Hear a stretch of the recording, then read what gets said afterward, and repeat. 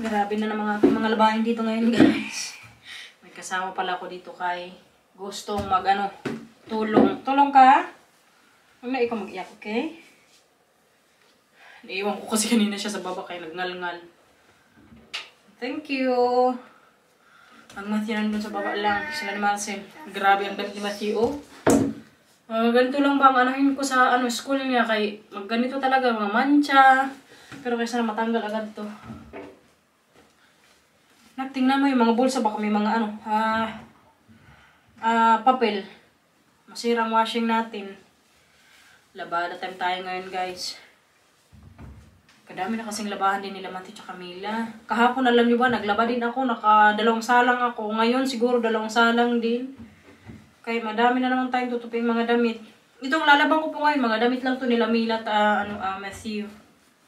Hindi ko kasi yung sinasabay sa mga damit namin. Tapos yung sa kanila, mas mabilis yung ikot ng washing machine nga para hindi masyado rin masira yung damit nila. Tapos hindi na ako ngayon nagda-dryer. Kagahapon ko si Marcel kaya nalaman niya na hindi ko na dinadryer yung mga damit. Sabi niya, bakit may hindi i-dryer? Kalamig-lamig na ngayon dito, magbaho yan, tsaka mga bakterya. Sabi ko, kaya magliit mga damit. Sabi niya, hayaan mo magliit mga damit kaysa sa magbaho. Hindi ba siya mabaho? Uy, kaya pag oh, thank you. Pag dry na, hindi ba siya masyadong mabaho? Kaya ngayon, hindi ko na naman ito i-dryer. Nalit kasi ang mga damit, guys, nagsishrink. Tapos minsan yung iba, parang yung kulay, naluluma yung kulay, nawawala, nafi-fade ba.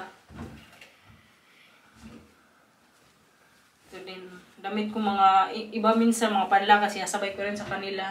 Itong mga damit po nila, hindi to yung kulay, hindi na mancha. Ito, galing pa to kay Zoe, oh. Thank you, Mila.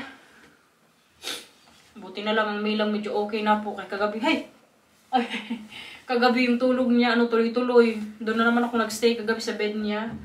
Nung unang gabi kasi, magising-gising, kinauhaw kagabi, siguro 7:30 hanggang 6:45 kaninang umaga, na siya, okay na pa yung niya, temperature, nag 36.8 na lang siya.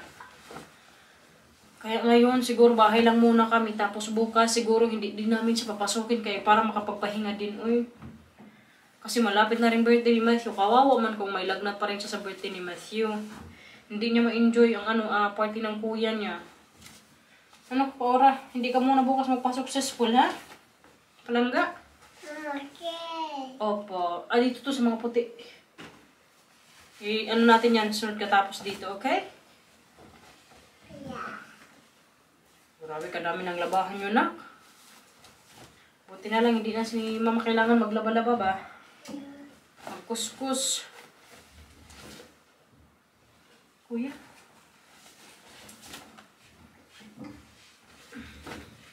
Alam nyo pala, guys.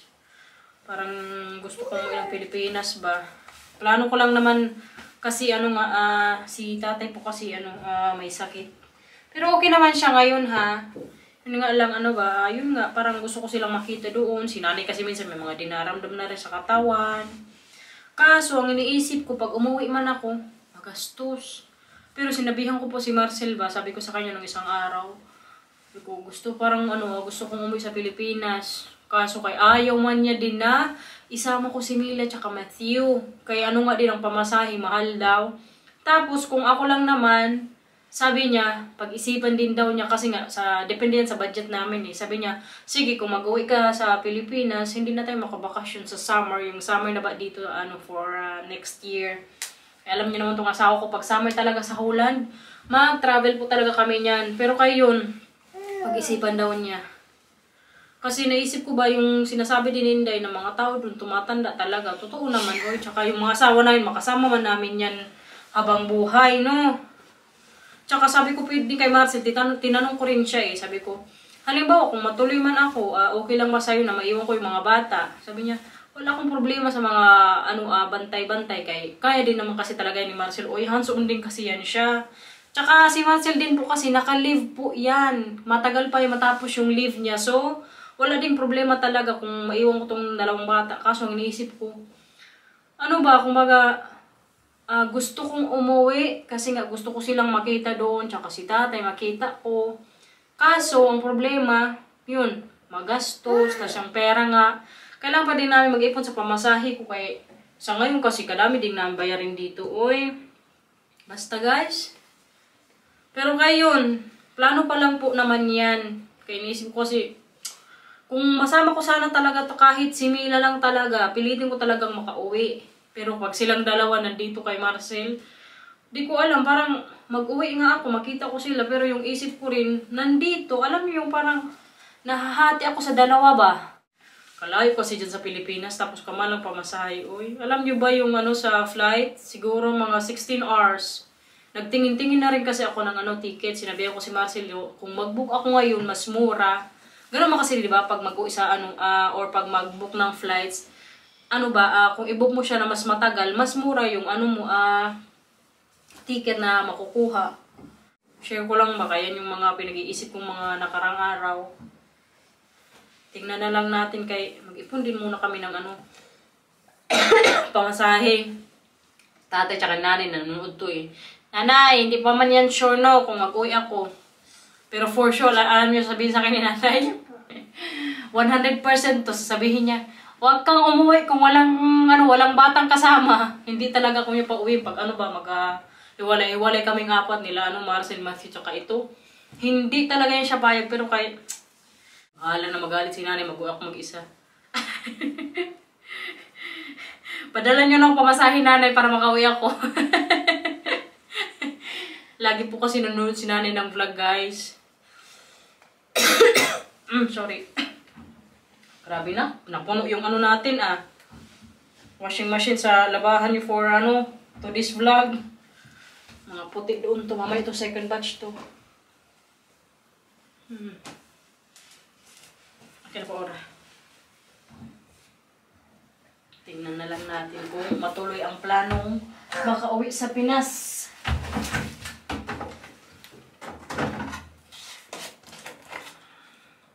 Pag naggamit pala ako ng sabon, hindi masyadong madami kay man ang kulay ng damit, mag-iba. Pag super duper. Ikaw mo pindot pa, Ora?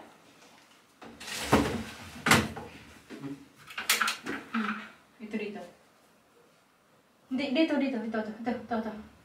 Hindi, ito. Ay, sorry, hindi pindot, ikot. And, shop. Hosa! Nakatulong na naman ang paora! Parang nag-init-init na naman siya, uy. Nakog na ikaw lagnat, please. Tapos na punta lang sa baba or maglinis tayo sa kwarto mo. Gusto mo yun? Yeah. Okay. Maggawa naman tayo ngayon ng pomelo. Mo sa opa. Ano pa? Tapos na to Ano pa? opa. Oh, pabuksan ni Mama. Favorite kasi ito ni Matthew at Camila. Ito, nakabang na. Nalinis ko na rin sa taas. Uy, pero yung sa kwarto lang po ni Mila. Okay, minessage ko rin si Day Precious eh. Para sa mga slapsack na ni Mila, yung sleeping sack. Hindi na kasi ngayon si Mila sleeping sack. Kaya sabi ko sa kanya, kung nagamit pa si Ken, bigay ko na lang sa kanya. Si Nathan kasi parang hindi yan si Nathan nagamit ng sleeping sack eh. Kaya kay Day Sunina ko bigay ba. Yun yung kanina yung ginawa ko pa sa taas. Katapos namin maglaban ni Mila.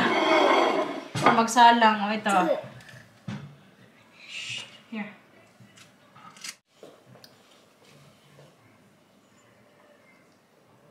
Linisin na lang mama. Guys, medyo late na tong trend. Pero kaya gawin ko ito yung kay Matthew. Alam mo sa tubig, di ba na trick? Ano natin siya. Kaya. So ganito Mila. Wala kasi kami magawin dito sa bahay. Sabi ko kay Matthew, mag-magic. Kuma kuya. Kuya, itong ipasok ko to sa loob. Okay. Pasok ka dito. Tama. Di ba? Kita mo? Kita yan, guys. Oh. Tingnan mo kung nasa loob. Tingnan mo kung nasa loob.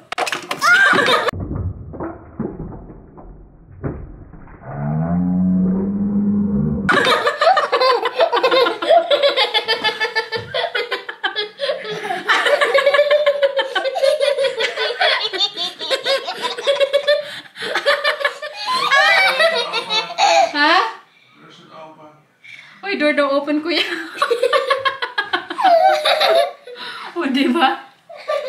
Nasakyan nila yung trip ko. Naisip ko lang ba. Yung ano din, di ba, yung sa itlog. Pero kay naawa man ako kung gawin ko sa kanila. Uy. Alam na ni Mila yan eh. Wag na, okay na yan. Nee, nog een kunstje doen. Halanak, basa ko. Magbihis ka, bihis. Ay, basa. Mag-una tayo ng ulam. Prepare naman tayo ngayon ng dinner, guys. Anong ulam natin ngayon, kuya? Sabaw. Nag-request na naman sila ng tinola. Malamig na din kasi dito. I mean, ngayong araw nga. Kaya, yun po yung ulam namin tonight. Pinaglaro ko muna sila ni Mila kay para maka... Mama? Galaw ako dito sa kusina. Po? Het water is omgevallen. Oh, yay. Akin nalagyan ko. Oké. Goed, Matthew. Heel goed. Kom maar. Akin na kaya. Akin, lagyan natin yung water. Wag lang tapon, ha? Oké. Alsjeblieft, kuya. Dankjewel.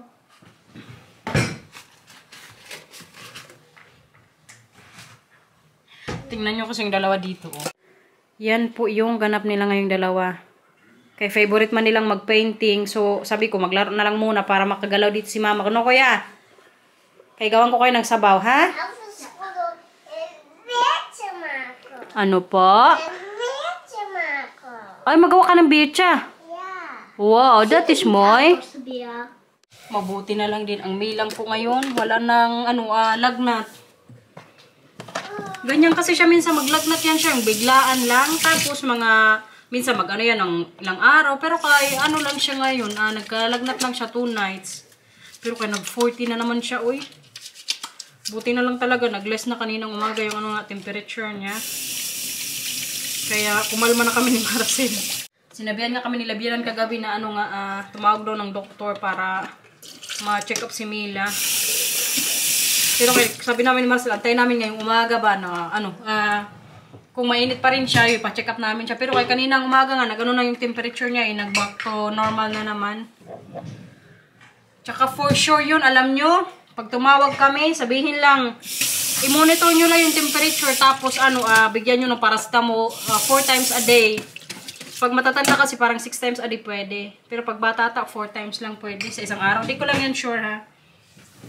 Dat vond ik wel heel grappig wat je met het water deed. Toen je met je hand gezegd dat je de deksel erin ging doen van die beek. En toen ging je dat. Gawin mo kay Oma. Kain everyone, luto na pong tinola. Mama, Ito talaga yung favorite ko part. Mama, Po. mama, wil je het gaan blazen voor mij? Okay. Yung ito ba, oh? Kasarap kasi nito papakin. Wat is het? Dan zou ik zelf al blazen. Geen baby meer. Yan na, kain na, kain Je na. bent zelf een baby. Dat is wel niet zo raar, hoor. Een beetje respect voor je ouders. Ito na, Matthew. Niet lachen. Ik lag gewoon in de camera. Kain muna kami, guys. Kaya inatin naman tong isa. Si Mila, pinapak na yung tinula pala. Kita nyo yan? Dalawang gabi yan siya hindi nag-dinner. Pero ngayong gabi, kumain na po siya. Tsaka wala na kasi talaga siyang lagnat. Goed siya pa, Ora. Sarap ang sabaw na? Mila, waar gaan we vandaag naar eten? Ayusin mo paghawak ng leipo, pa, Ora. Ayusin mo paghawak. Sa dulo. Yan, sa dulo. Sa dulo. Ik hou het hoe je... Ik hou het vast hoe je... Ja, sige. Okay na yan. Ik hou het vast hoe je met de Kain na. potlood Dat was je moet eten. vasthouden. Ik hou het Nasarapan siya sa hoe je tinola. met de potlood moet gaan vasthouden.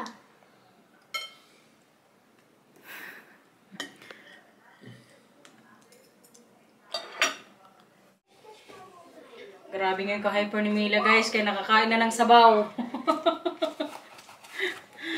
Mama, Po, mama. sabi ko sa kanila, malakas na ikaw kaya nagkain ka ng sabaw. Ulit nga yung laro mo, pakita mo sa kanila. Pakita mo, yung takbo-takbo ikaw, anong sinasabi mo? Haka machubila, daan ka doon. Doon. Hakka met je billen! Hakka met je billen! Parang hindi nilagnat, no? Sila Bian na nagawa din na okay na siya. Bella! Hakken met ze willen! Hakken met ze willen! Kita nyo ang ating little waray, guys. Yeah! Bumalik na naman yung energy niya. Met ze willen! Ano yan, Mila? Hakken met ze willen! Haka Machibila? Ano yun? Hakken met ze willen! Katapos lang namin kumain, kumelo din na agad sila. Huwag mag-away. Nee, maar ik ben niet boos op Mila. Maar ik kan niet hier spelen. Alleen hier is te ver weg van dat afstandsbediening. Maar die moet opgeladen. En dan komt steeds dat mailen. Kala ko, balik ka kay Mila eh. Dan komt dit er steeds aan. Linisin muna dito ni Mama sa ano, mesa. Bilisan na, Krabe. Hier, hier. Okay.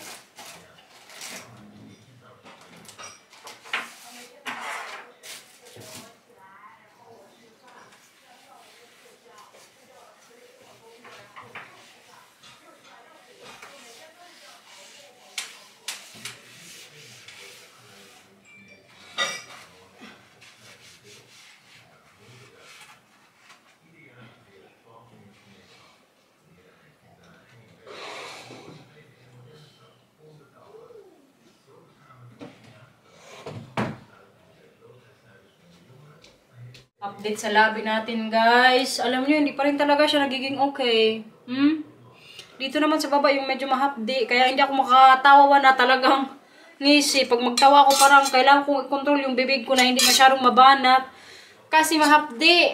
Parang nababanat yung skin ba. Kaya bukas baka magtawag kami kung ano na nga kailangan kong gawin. Kaya katagalan nito eh. Siguro mag-ano na nga yung darating na linggo. Mag 3 weeks na siguro. Kaya bukas patawagin ko na naman yung isa kay para ma-check na talaga ng expert or kung pwede nga lang dermatologist na lang mag-check para sure ba. May ganyan kasi ako din minsan mga allergy eh. Kasi alam nyo yung dati rin kay Matthew, nung pinagbuntis ko po yan si Matthew, nagkaroon din ako ng allergy sa katawan.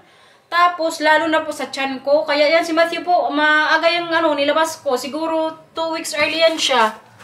Tapos, nilagyan lang ako ng oxytocin ata yun. Yung para mag-labor nga ako. Kasi sabi ko talaga dati noon, nung 38 weeks pa lang ata ito kay Matthew.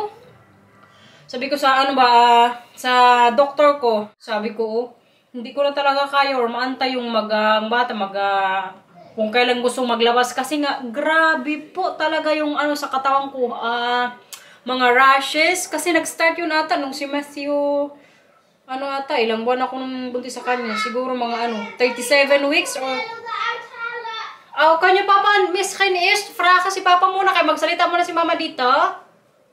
Okay kuya? So yun na nga kaya itong ko po sa bibig baka din to may allergy na naman akong nakain or nagkontra na naman sa kinain ko kaya bukas sabihan ko na lang siguro yung doktor na before nga may mga allergy na rin ako sa katawan.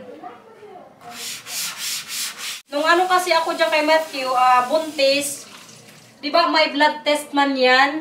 Ako kasi dati tawag nila dito niyan RCC or RC positive ata ako noon. Si Matthew naman, yung sa blood niya, negative siya. So, yung dugo namin, naglalaban ba? Kaya ang nangyari po sa tiyan ko, grabe po ang kamot. Grabe din yung itsura talaga. Kaya alam nyo ba yung dati matutulog na lang ako? Gusto ko siyang i-kabkab dyan, i-scratch ba? Tapos lalo pag naligo ako, alam nyo, ang nangyayari sa tiyan ko dati, ang nangyari, na lang yun, parang medyo magdugo-dugo kay dahil sa kakamot. Kaya yun din yung time talaga na nag-worry na din si Marcel eh. Tapos sila Bian, sabi nila, tumag na kayong doktor, ganito. Tapos pinantay pa ako noon ng ilang weeks eh. Sabi sa akin, antayin daw nating bata, medyo maglaki-laki pa.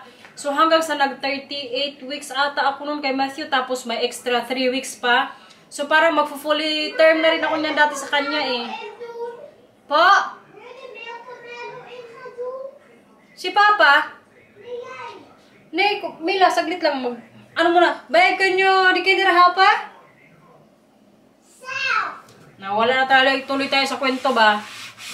So, yun po yung naging nangyari. Kaya ako nagka-allergy. Tsaka si Matthew, hindi ko po niya pinadede ng matagal. Kaya yun na nga, nung nagdede naman siya sa akin, grabe po siya magdede. Kaya yung gilagid niya kasi hindi masyadong masak yung ano ba, yung sa nipple ko, yung dinidede niya lang, yung nipple lang talaga, di ba? Pag magpadede man ng bata, kailangan pati yung sa may suso talaga, masak din niya para hindi masyadong masakit. Tapos, nangyari din dun dati, grabe yung allergy ko nga, yung buong katawan ko po, puro yung pantal. Katapos kong manganak yan sa kanya, ha, kaya nagsilabasan na siguro. Kaya, medyo worried din ako na baka, sa sa lips, may something na naman sa mga allergy. Kaya siguro magpa-test din ako ng dugo ko para malaman talaga kung ano yung nagtitrigger ba para sa mga kati-kati ko sa katawan.